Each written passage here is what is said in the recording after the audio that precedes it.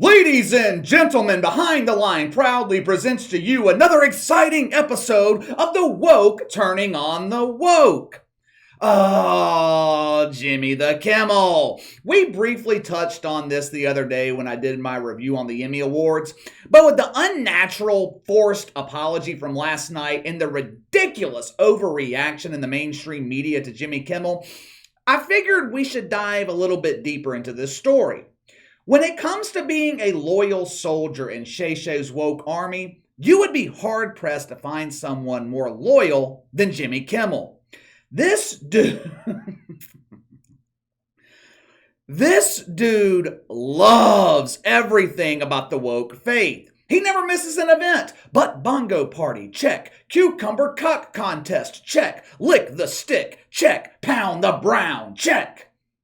For most of these events, Jimmy Kimmel attends with his woke lover, Howard Stern. Oh, Jimmy and Howie, they know each other well. They take vacations together to the promised land, which for woke men consists of exploring each other's ass. They share joint bank accounts so they'd only have to write one check to tithe at Woke United Methodist.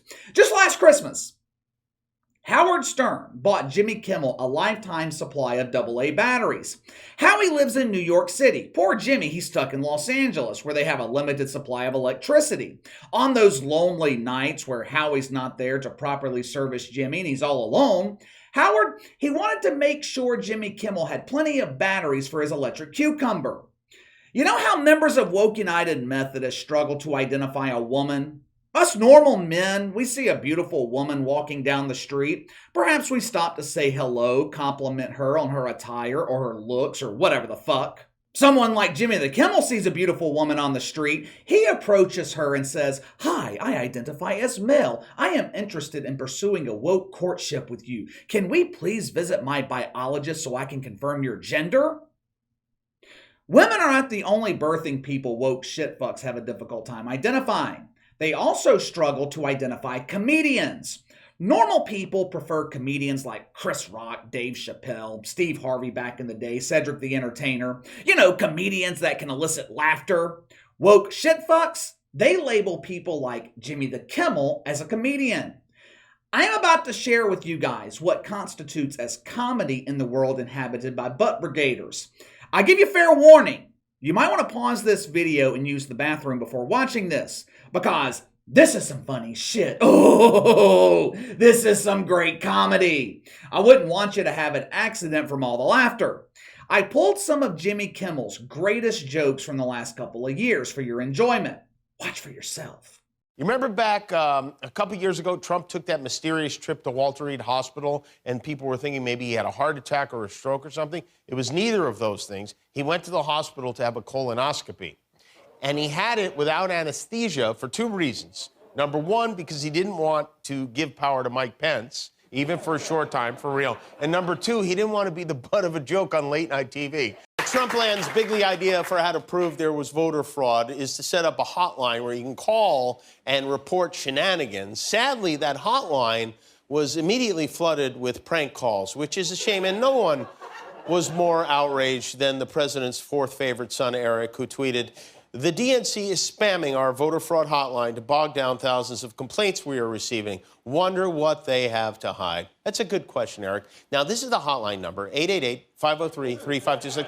Folks, please, for the love of Eric, do not call this number and claim to have discovered a shoebox full of mail-in ballots.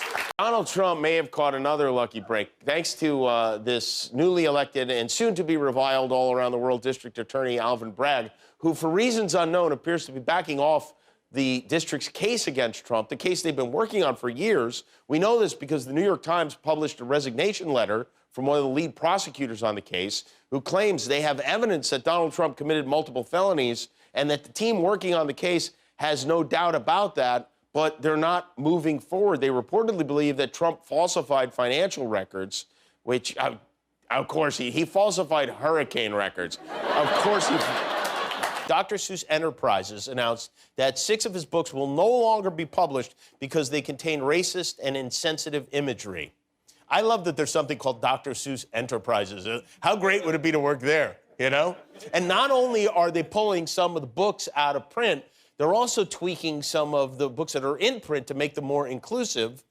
For instance, we now have The Cat in the Problematic Headdress, How the Grinch Appropriated Native American Culture. I can't stop laughing. This man's a comedic genius. That Trump hotline sketch was so original. Wasn't it funny how he pretended to not want the audience to prank call the hotline, but he really did? This is what you call comedy? This is late night television in 2022? The only clip that came even remotely close to being humorous was the sketch on woke Dr. Seuss. I shared that clip with you for a reason. That clip was a prime example of comedy in the confines of wokeness. Watered down bullshit. Did you notice how careful Jimmy Kimmel was being so he wouldn't offend someone? You cannot be a comedian and be worried about offending people. You can't be worried about people's feelings. At its core, comedy is designed to be offensive. There's no such thing as decorum. There's no such thing as social etiquette in comedy. It's one of the few forms of entertainment where you can get away with being offensive. Well, that's how it used to be. Just like with everything else they poke, the butt brigade has ruined the comedy industry. The other night at the Emmy Awards, Jimmy the Kimmel, he attempted to be funny again. It's not enough for him to fail to make people laugh 5 nights a week on ABC. No. Even though the Emmys consistently breaks records for record low ratings, Jimmy the Kimmel knew the audience would be 4, maybe 5 times the size of his nightly audience on ABC. After presenting an award to Quinta Brunson, Jimmy the Kimmel decided it would be hilarious to play dead on stage. Oh, I know this will make people think I'm funny. Nothing will incite woke boners on Twitter like seeing a dead white man on stage. Honestly, I can kind of see where Jimmy Kimmel was coming from. This week, I have become more familiar with Black Twitter. Casey, what the fuck is Black Twitter? I thought there was just Twitter. Yeah. For normal people, there's just Twitter. The shit fucks, they have created something called Black Twitter. But Casey, isn't that the same platform? Yeah, sure, it is.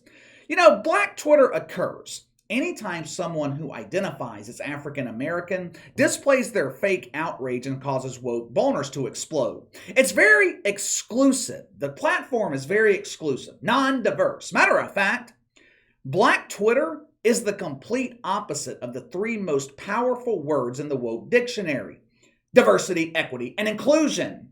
As you guys know, these people never let facts get in the way of their agenda, but I can see where Jimmy the Kimmel was coming from. Old white dude laying dead on stage. That was sure to excite the lonely male identifiers on Black Twitter, right? Right? First, let me show you what happened at the Emmys. Roll the film.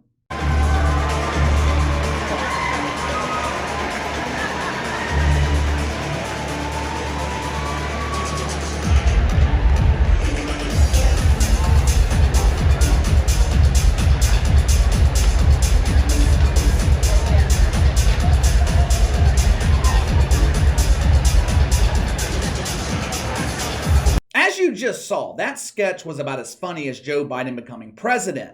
Nothing funny about it. But the lack of laughter, that was only the symptom to the problem Jimmy Kimmel is facing. According to the mainstream media, Jimmy the Kimmel is in serious violation of the first woke commandment: thou shalt not commit mythical racism. I just know when you guys saw that clip, the first thought that came to your mind was, this dude is using his white privilege. He is stealing the moment from a black woman to make it his own. Now, to be honest with you, the first thought that came to my mind was, they need to drag his career to the WNBA dump and bury it next to the career of Brian Stelter.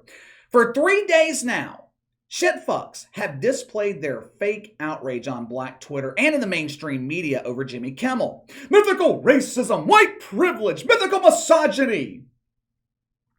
While I'm thinking about it, let me ask you a question.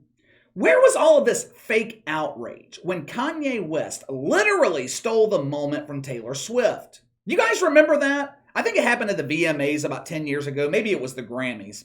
Now, don't get me wrong.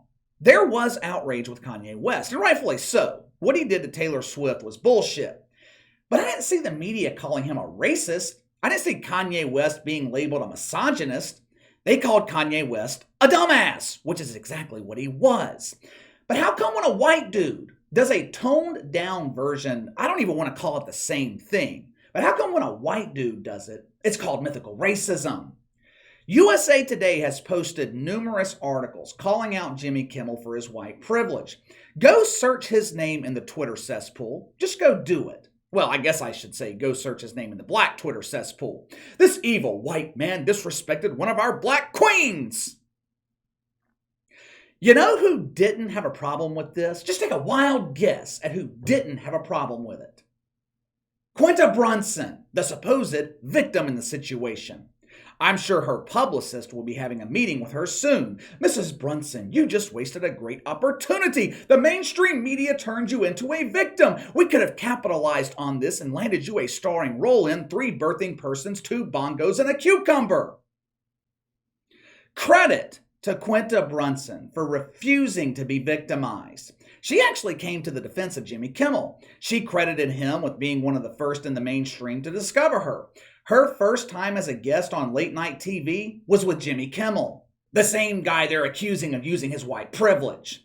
If Quinta Brunson's not bothered by this, why is anyone else?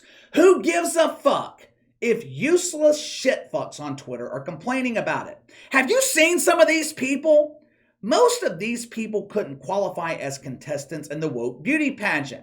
When you're so fucking ugly, you can't compete with the likes of Rachel Levine, Leah Thomas, or Jamel Hill for Woke Woman of the Year. I hate to be the bearer of bad news, but that dog won't hunt. Also, if Quinta Brunson isn't bothered by this, why in the fuck is Jimmy Kimmel apologizing to her? Why? She was a guest on his show just last night, and the first thing he did was apologize.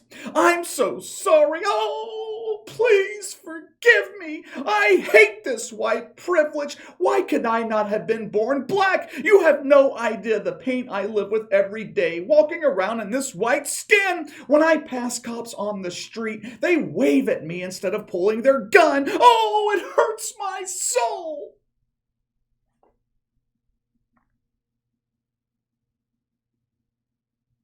Although I respect Quinta Brunson for refusing to be victimized, I do have to disagree with her on one thing. I don't know much about her background, so I don't want to throw her into the same woke woman category with Rachel Levine and Leah Thomas, or the wicked wig of the woke Joy Reid. But Quinta Brunson called Jimmy Kimmel one of the godfathers of comedy. To make matters worse, she actually said this bullshit with a straight face. The only thing Jimmy Kimmel is a godfather of is Howard Stern's ass. He kisses that ass so much, his lips are tattooed on each cheek. But let me know what you think. The woke, turn on the woke, crucifying Jimmy Kimmel. Will his already tanking ratings sink even lower? You let me know. Sound off in the comments below. Make sure to like and subscribe. Click the notification bell to receive all notifications from the channel. Best way to contact me is by email at btlkc84@gmail.com, KC_BTL84 on Twitter. See you guys tomorrow.